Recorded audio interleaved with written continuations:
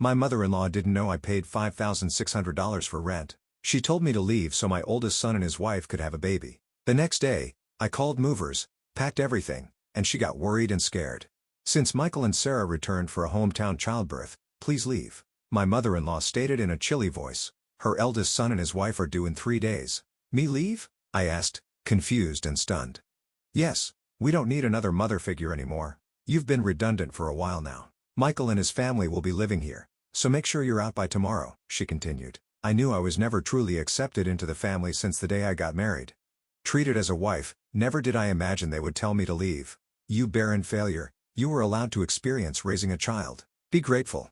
We have no obligation to support you anymore. It seems like Simon is tired of you too. What's Simon to? I gulped down my saliva. If it's not a conspiracy between my mother-in-law and Michael, then I don't need to stand in ceremony with my husband anymore. Foolish to drive me out, but it was my mother-in-law who ignited this. What happens to this house now is none of my concern. May they face the reality they have ignored squarely. Personally, I'm Anna Thompson, 45 years old, living with my husband and mother-in-law in a popular area close to the station. The access to the city center is superb. When house hunting, my picky husband, recently promoted to a managerial position, insisted on a spacious apartment. The rent was steep, but the space and rooms made it worth the stretch. My husband, Simon, 8 years my senior, a divorce I met through a friend's introduction. Comforted by the enveloping kindness unique to an older man, we decided to get married after 2 years of dating. Even when I told him about my infertility due to past illness, his affection did not waver. Likewise, my feelings remained unchanged when I learned of the circumstances he carried. My husband had a son named Michael from his previous marriage. I'm truly sorry to ask you, who have never been married, to live with my parents and son. I won't make you suffer. I'll ensure you're happy. That was the promise he made to me. To prevent me from feeling suffocated, my husband suggested moving to a spacious apartment where I could have my own room. Michael, turning 10 this year, won't need much care with my mom around. You don't have to push yourself. After his divorce, my husband got help with childcare from his parents at their home. A few years later, Simon's father passed away in an accident, and it seems his mother took over as Michael's caretaker. From the first meeting, Michael wouldn't even make eye contact with me. I thought it might be his shy nature, approaching a difficult age, so I didn't worry. As long as they accepted me as a member of the household, I was content. My mother-in-law was a quiet and refined person. When I visited to formally introduce myself after our engagement, she treated me with such politeness that I thought we would get along fine living together. I'll continue to prepare the meals as I have been. Simon comes home late, so it's okay if we eat at different times. Right, Anna? I'll leave the cleaning and laundry to you. Alright, let's work well together. After getting married, I switched from a full-time employee at the pharmacy to a part-timer due to the division of household chores. I started work a bit later in the morning, so I wouldn't get home until nearly 8 p.m. Dinner was always ready when I arrived, making me feel good about living together. My mother-in-law and Michael usually had dinner before I got home, so I was always eating alone. Even after getting married, I sometimes felt a sense of, is this it? But I came to accept that this was our family style. From the beginning, my mother-in-law never really liked me and didn't consider me part of the family at all. Michael, the school's activity day is before summer, right? When is it? We're all going to see you. Sometime after getting married, I tried to break the ice with Michael, who still hadn't warmed up to me. No. I mean, as Michael faltered, my mother-in-law interjected, we'll go there, just Simon and me. Anna, you don't need to worry about it. I misunderstood her words, thinking she was just being considerate. I can get the day off work. Let's all go together. You don't need that. You're Simon's wife, and Mick's family has always been just Simon and me. I was quite shocked when I brought it up with my husband at night. He said, Mom's been clinging to Michael. She probably thinks you're trying to take him away. I'll talk to her eventually. I began to join as a mother at the activity day, but Michael and I rarely spent any time together outside of school events. Sometimes I could tell Michael wanted to say something, but my mother-in-law always cut in between us. I later found out that she had been bad-mouthing me to Michael. Anna said she could be happy with Simon if Michael weren't around. She's a terrible person. Dad must be deceived by her too. If a boy in his formative years hears such things, it wouldn't be strange for him to distrust me. It was a sickening story, but at that time, I hadn't imagined that my mother-in-law could do such a thing. After graduating high school, Michael immediately moved in with his girlfriend and left home. As soon as he started college, a year after he started working, he married her without a ceremony. Once Michael moved out, my mother-in-law surprisingly stopped doing housework altogether. Instead, it seemed that picking on me had become her sole entertainment. She stopped cooking, which she used to do before, and now just sits at the dining table waiting for me to come home. Without a moment to sit down, I would stand in the kitchen and prepare dinner. You're really inefficient. At this rate, it'll take you all night. I was never good at cooking, partly because I had always relied on my mother-in-law to prepare the meals. Whenever I did manage to cook, she would taste each dish and invariably complain, "This tastes awful." I'm sorry. I'm trying my best. You're astonishingly tone-deaf when it comes to flavors, Anna. It's a good thing Michael never had to eat this. How terrible. If she thought so, she might as well make it herself. But it seemed she just wanted to complain to me, not just about the meals, but she started nitpicking everything from the cleaning I never used to do to the laundry.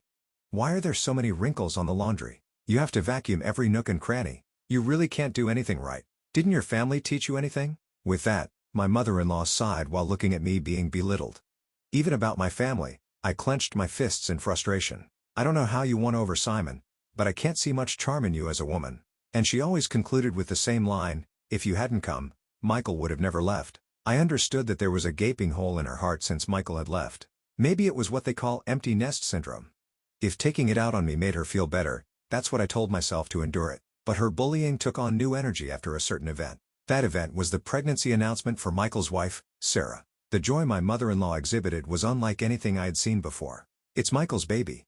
It's bound to be adorable. Yeah, he'll be my first grandchild. Watching the two of them rejoice, I was happy too. But my mother-in-law's excitement was beyond normal, probably because Michael asked her, "Grandma, can Sarah have our baby at your place?" Sarah's family home is an hour away by plane. And since they have no one else to rely on here, they turn to us for help. Of course, my mother-in-law wouldn't dream of turning down Michael's request. The phone calls from Michael started to become frequent, and her excitement went through the roof. The next day after getting the news, she started preparing enthusiastically. From cleaning out Michael's room to preparing the bedding and making a list of baby items, it was like she had great-grandchild fever. Naturally, I had to get involved too. When I returned from work, Anna, I vacuumed Michael's room. So you need to wipe the floors and the windows and please wax them too. This weekend, we're going to the department store to look at baby cribs. Cleaning and waxing at night was tough, especially after a long day at work. If I even thought about cutting corners, I'd be told to do it over again. Moreover, my mother-in-law started asking for money. And before I knew it, the house was overflowing with baby stuff. Anna, I need you to withdraw some money tomorrow. There are things I want to get ready for the baby again. Isn't it wasteful to prepare so much when Sarah and Michael haven't even arrived? Shouldn't we wait and choose together with them? I had wanted to meet my mother-in-law's requests, but I was troubled by the relentless spending. How can you be so cold? It's Simon's grandchild. Oh, that's right. You're not related to Michael by blood. You don't care, do you? That's not true. Please don't say that. I just thought Sarah might want to pick things out herself. Wouldn't you want to choose things for your own child? Perhaps because I was making a valid point, my mother-in-law glared at me sharply. I immediately thought I had gone too far, but it was too late. Without a word, my mother-in-law went back to her room looking upset.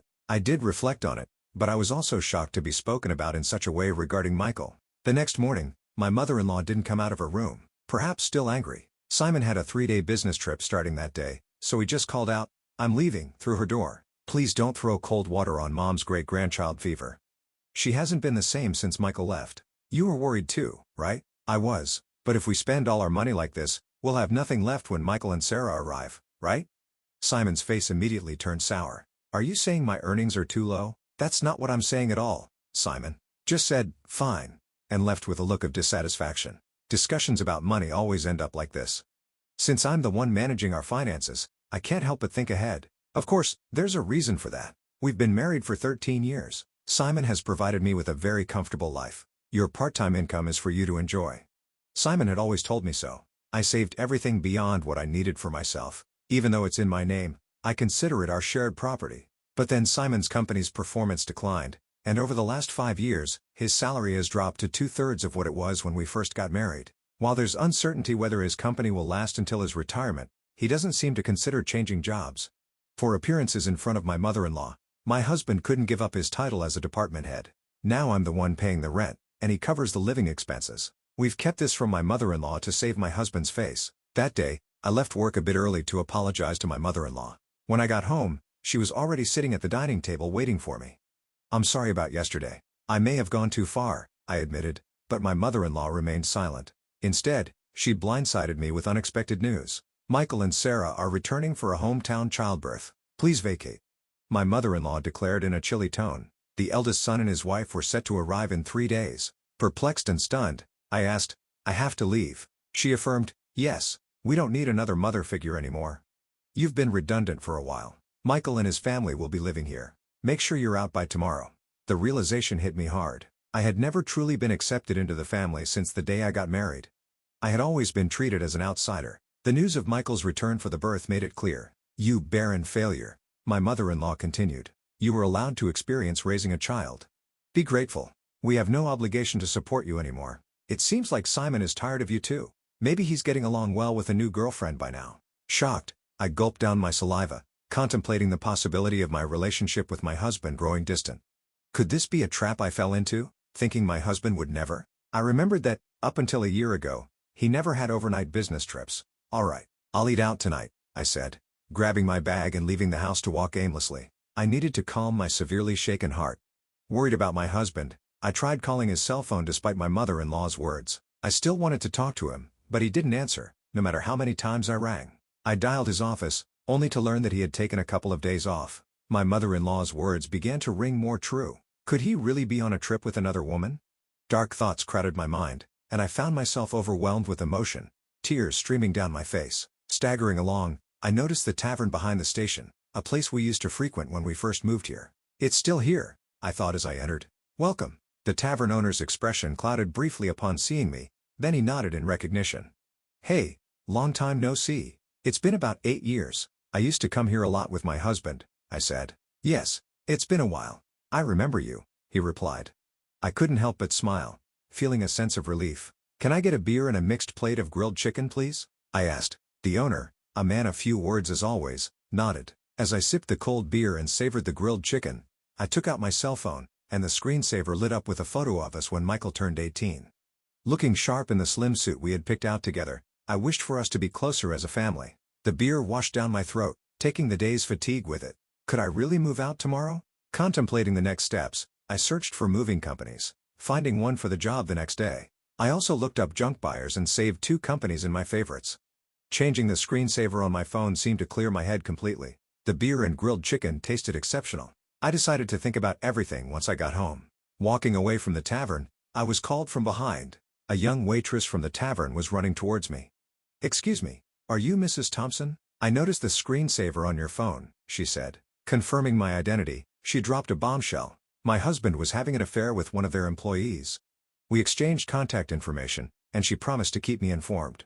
My mother-in-law's words appeared to be true. Instead of sadness, a fierce anger welled up within me. It was time to confront this head-on. Booking an appointment with a moving company, I resolved to move out that day.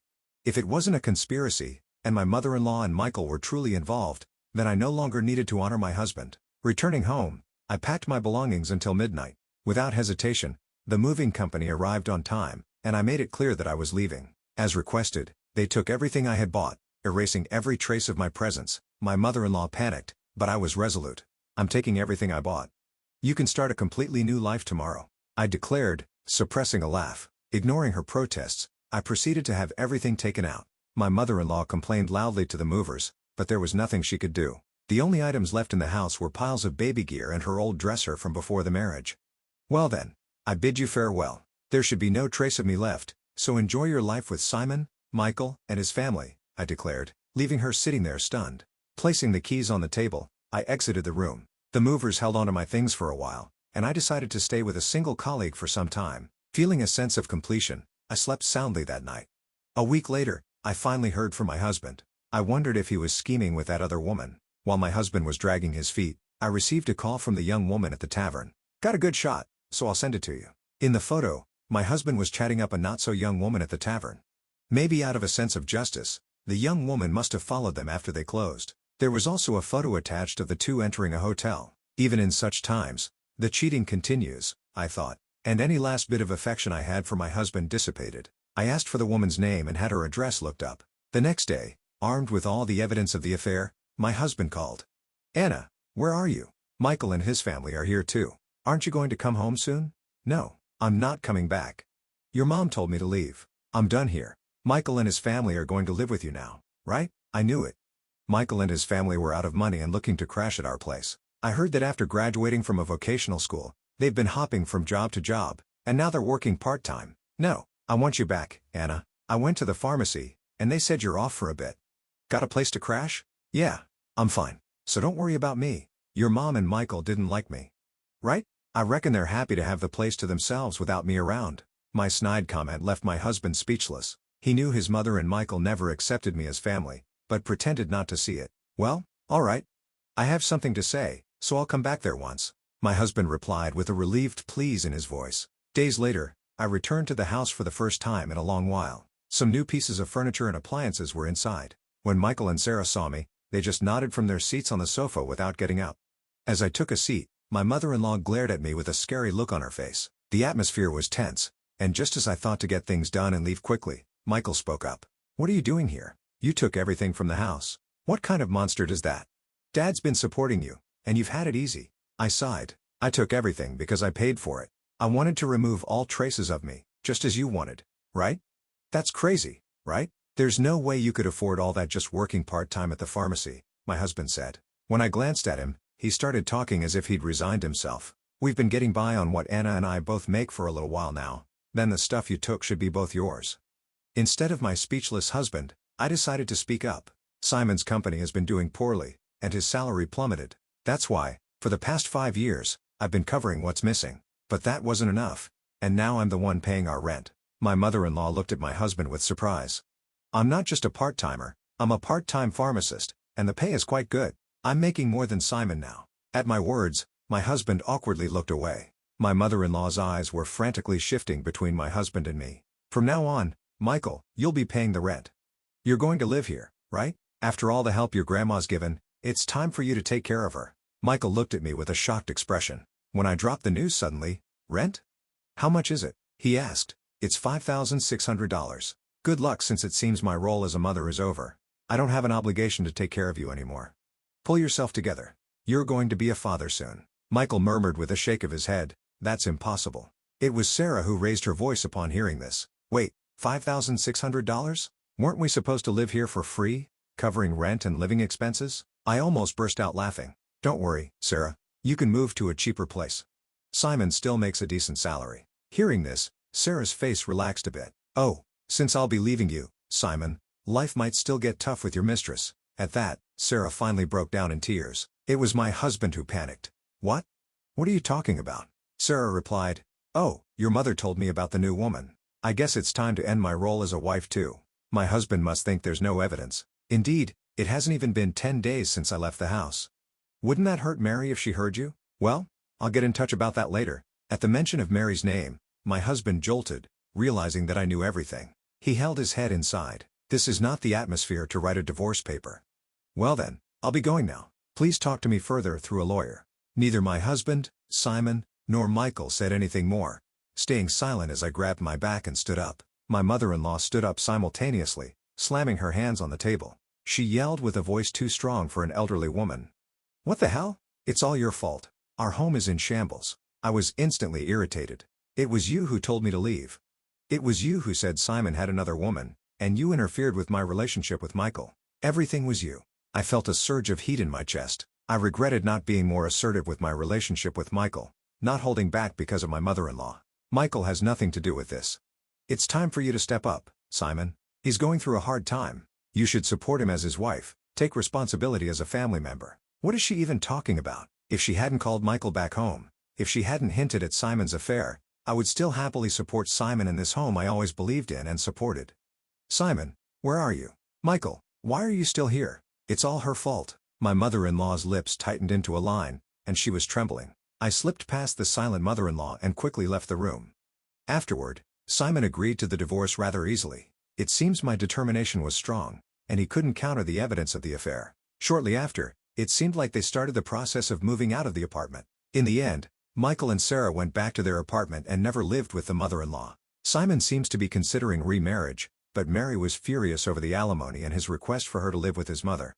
I've heard they're considering whether to place my mother-in-law in a care facility. After all the love she poured into her son and grandson, it's somewhat sad to think they're ready to abandon her now. Perhaps she served her purpose too. If my mother-in-law had said nothing back then, and it had just been a simple trip home for childbirth, maybe we would still be living together. After the divorce, Michael sent me an apology letter. He wrote about how, as a child, he really wanted to be more spoiled, how he couldn't talk to me because his grandma disliked it, and how happy he was when I attended school events. Maybe I should have reached out more. Perhaps then, We could have built a different relationship. Even though our relationship has ended, I quietly pray for Michael's happiness in life. I've returned to work as a pharmacist and quickly rented an apartment close to my workplace. I don't feel good about keeping the furniture and appliances I took with me, so I had them all picked up and disposed of by a junk removal service. Life without my mother-in-law's harassment is peaceful and comfortable. For a while, I want to live for my own happiness, not someone else's.